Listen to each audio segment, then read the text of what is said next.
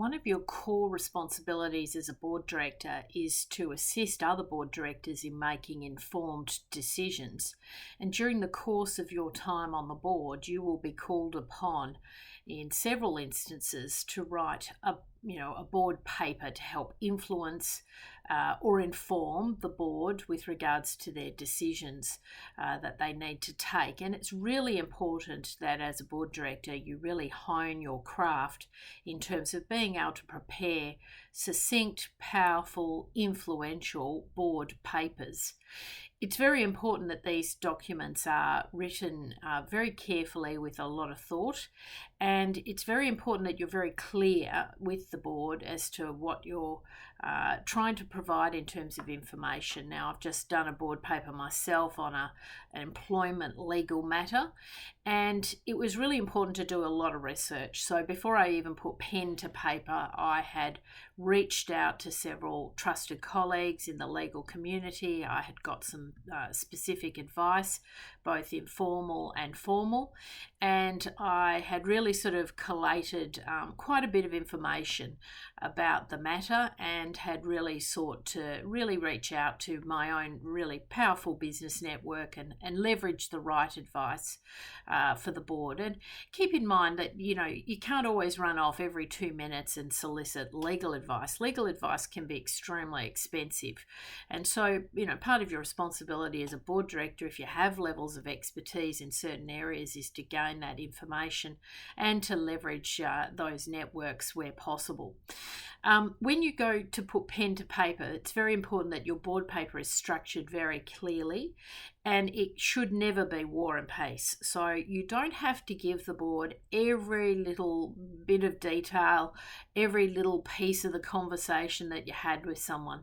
It's really the highlights, the key points that you need the board to know about. And it's very clear that at the start of your board paper, you have a section where you actually say this is the proposed resolution.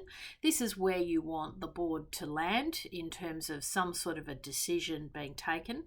And it's often important just to sort of from the outset say whether this is for information only, if this is for decision, is this a paper that requires, discussion, further discussion and review, and what the possible outcomes could be in terms of decision making. So I like to put the proposed resolutions at the very top of the paper. So this is where I would like the board to land based on my reconnaissance on the matter.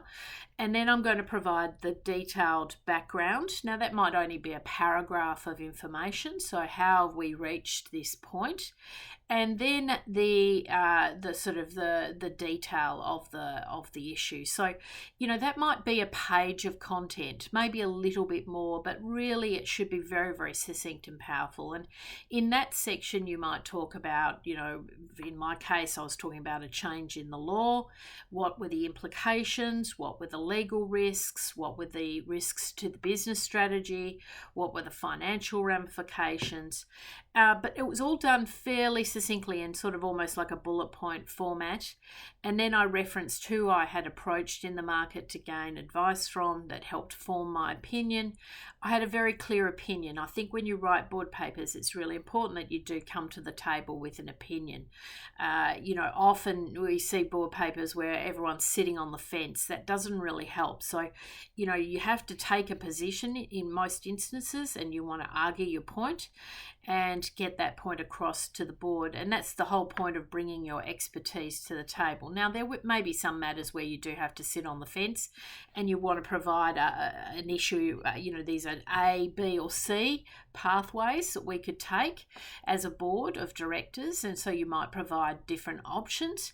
But ideally, you want to be really making this as succinct and as powerful and as influential as you possibly can.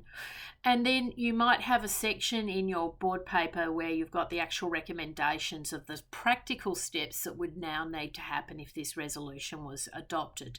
So it could be that there's 4 or 5 key steps, just breaking it down into a really practical board paper in terms of how this now goes forward. And, it's important, I think, to have, who has this board paper interacted with? Were there other board members who contributed? Has the chair endorsed the paper? Has the chair read the paper? who is the sponsor of the paper. So that can also be very helpful, just so that other board members understand who is across this issue, or who else may have been involved in reaching that conclusion or that recommendation for the board. And then typically what will happen is you'll submit these papers to your board secretary, who will sort of collate all the board papers.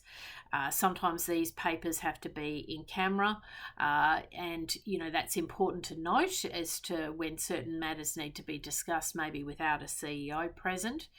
And once you put all those papers together, then you need to be prepared when you go to the board meeting to, maybe further elaborate. There may be questions that have come about because of your board paper. There may be people who completely disagree with your methodology, your thought process, and that's fabulous in my opinion, because you want that healthy debate in the boardroom and then reaching a valid conclusion.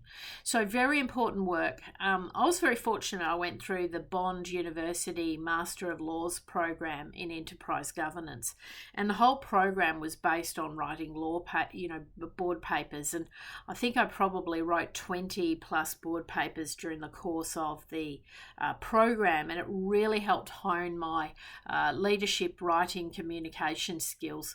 But it definitely is something to get right, put a real genuine effort in. It helps your other colleagues to make those informed decisions, and it's a critical part of your role as a successful professional board director.